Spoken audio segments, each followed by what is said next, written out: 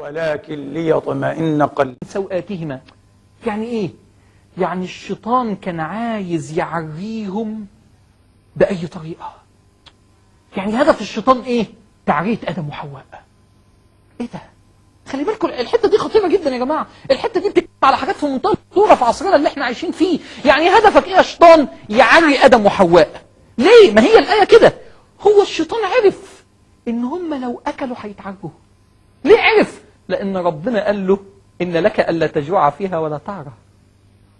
فعرف إبليس إنه لو أكل وعصى ربنا هيتعرى. بص الآية تانية بتقول إيه؟ فوسوس ليبدي لهما ما وري عنهما من سوآتهما. عايز يعريهم. طب هو الشيطان عايز يعريهم ليه؟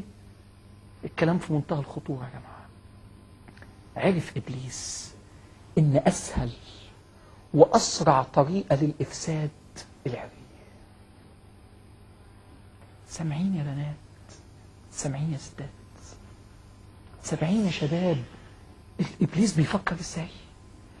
عريهم تعمل فيهم اللي انت عايزه. انت لسه هتقعد توقعهم في معاصي صعبة. أسهل طريقة تخلص عليهم بيها يتعروا. والإفساد عري، نظرات متبادلة، اختلاط مستهتر، جواز عرفي أو زنا، معاصي، قنوات إباحية. ابدأ بالعري. ابدأ بالعري والفساد كله هيجي ورا بعضه وتخلص كله زي ما انت عايزه. شوفوا تاني، اسمع الآية تاني. خطيرة الآية، سورة الأعراف يا جماعة الآية 20.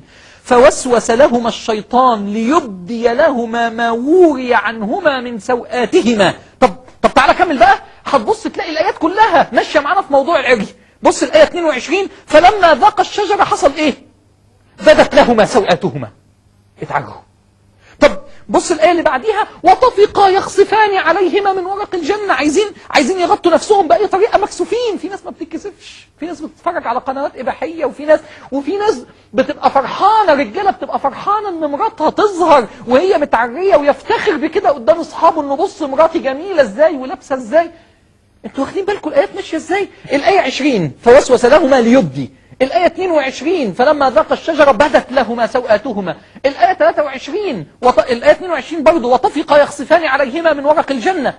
بص بقى الآية اللي جاية دي، التعليق على الآيات. الآية 26 سورة الأعراف كل ده. الآية 26 بتقول إيه؟ ربنا خلي بالكم يا جماعة، لما تخلص أي قصة في القرآن لازم هتلاقي في الآخر آية تعليق، الخلاصة. بص الخلاصة إيه؟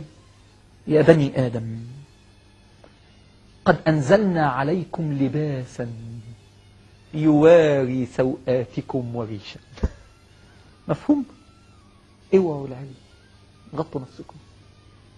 قد أنزلنا عليكم لباسا يواري سوآتكم وريشا. عايز تتأكد أكتر إن خطة الشيطان كانت العري، وإن هو أكتر طريقة بيستخدمها الشيطان، وإن ربنا تبارك وتعالى عمال يقول لنا اوعوا العري اوعوا العري. اسمع الآية اللي بعديها. يا بني آدم لا يفتننكم الشيطان كما أخرج أبويكم من الجنة ينزع عنهما لباسهما ليريهما سوآتهما. مش ده القرآن؟ اسمعها تاني. يا بني آدم لا يفتننكم الشيطان كما أخرج أبويكم من الجنة. شوف كلمة ينزعه دي، شيء متخيلها؟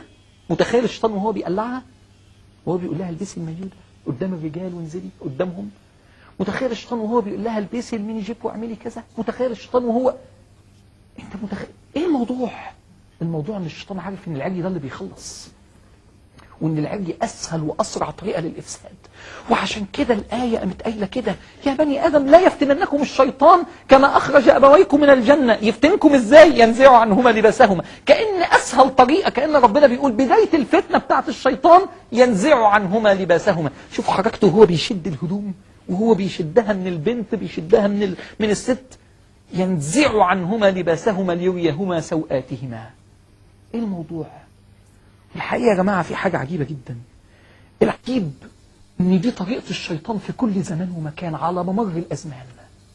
العري عملها مع العرب في الجاهلية، ضحك عليهم، قال لهم اوعوا تطوفوا بالكعبة في هدوم عصيتوا ربنا فيها، اقلعوا. فبقوا بيطوفوا عريانين، طوفهم عريانين، لأن ما كانش كان عندهم حياء أياميها، فكان لازم يضحك عليهم عن طريق العبادة. وعملها في العصر الحديث، عصر التقدم والتكنولوجيا، وقال لهم ده عصر الحرية، وبداية الحرية إن الستات تقلع. اقلعي. وبقى قمة الحرية. شوفوا كأن الشيطان بيلاعب الناس في كل زمان. هم بيفكروا في الزمان ده ازاي؟ عندهم حياء وبيفكروا في العبادة، ندخل لهم من ناحية العبادة. اقلعوا طوفوا يا عرب جاهلية عراه. وعملها في العصر الحديث، قلع النساء وقال لهم طوفوا وقال لهم اتحركوا، ونسمع عن شواطئ العراة ونتفرج على مجلات فيها كذا وكذا وكذا. وبقى عادي في مجلاتنا، كل المجلات في بلادنا العربية والإسلامية تبص تلاقي المجلات نص الصور اللي فيها الحرص عشان يبيع، علشان الشيطان واقف من ورا الكلام ده. والموضة السنة دي ان مش عارف تبقى الهدوم عاملة كذا، والموضة السنة دي تبقى ضيقة عاملة كذا. وكأن الشيطان بيستخدم قضية العري يشغل من وراها إفسادات كتيرة هتيجي ورا. عرفتوا قضية الحجاب خطيرة قد إيه؟ عرفتوا قضية الحجاب إنها مش قضية عادية، وإن الناس تقول لك ده الحجاب ذكر مرة واحدة في القرآن. دي قصة آدم، دي قصة نزول آدم وراها عري، وراها إن مسألة تحافظ على لبسك ولا ما تحافظش على لبسك، ينزع عنهما لباسهما. شوف الآية عاملة إزاي، معنى في منتهى الخطورة يا جماعة. وكأني بقول للبنات والستات اللي بيسمعوا النهاردة، فين الحجاب؟ ما تتحجبي بقى، ما تسيبيش ان ابليس يمارس القضيه دي. ما اقصدش استغفر الله العظيم ان ستاتنا المحتشمات يعني اقصد حاجه غلط، لا معاذ الله، لكن اقصد اعملي بقى زي ما ربنا عايز. ربنا عايز ان شكلك يكون كده، نفذي زي ما ربنا تبارك وتعالى عايز، وما تسيبيش الشيطان يبدا ياخد دي في الخطوه دي وياخد دي في الخطوه دي وياخد دي في الخطوه دي. معنى في منتهى الخطوره، ومعنى لازم يبقى واضح قدامنا قوي. واكل ادم وحواء من الشجره. لكن كأني عايز أقول إن أخطر حاجة النهاردة كنا عايزين نتكلم عليها هي قضية العري، وقضية إبليس إن دي أسهل وسيلة للإفساد. يا ستات، يا بنات، يا شباب، يا أباء، يا أمهات، يا مسلمين، مسألة إن إحنا احتشام شديد جدا، ومسألة إن إحنا نعمل الحجاب. ولذلك النبي صلى الله عليه وسلم تجد تهديد شديد جدا جدا جدا في قضية العري. أنا من أشد الأحاديث اللي تسمعها الأحاديث المتعلقة بالعري. يعني الأصل إنك تتحجبي، وهو ده الشكل اللي هو مطلوب. طب أنا مش قادر أتحجب، طب احتشمي عشان قضية العري في منتهى الخطورة، عشان دي سكة إبليس. طب مش هحتشم، تجد حديث من النبي في منتهى الشدة.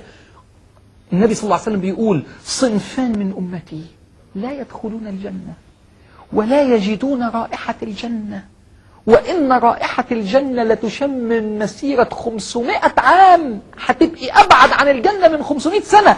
على فكرة كلمة يدخلون الجنة مش معناها مش داخلين خالص، يتأخر دخولهم قوي، ولا يشموا ريحة الجنة، ورا ورا ورا ورا بعيد قوي، وكل الناس تدخل وتتمتع وهم لسه ورا. مين دول يا رسول الله؟ صنف ملناش دعوة بيه، موضوع تاني. طب والصنف اللي احنا بنتكلم عنه؟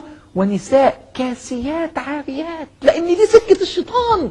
هل ممكن بنت بعد اللي سمعته النهاردة ممكن ترجعي تلبسي قصير أو تلبسي ضيق أو تلبسي مايو أو تتفرج على قنوات إباحية يا شباب؟ ونساء كاسيات عاريات مائلات مميلات. وبعدين يرجع النبي ويقول: لا يدخلون الجنة.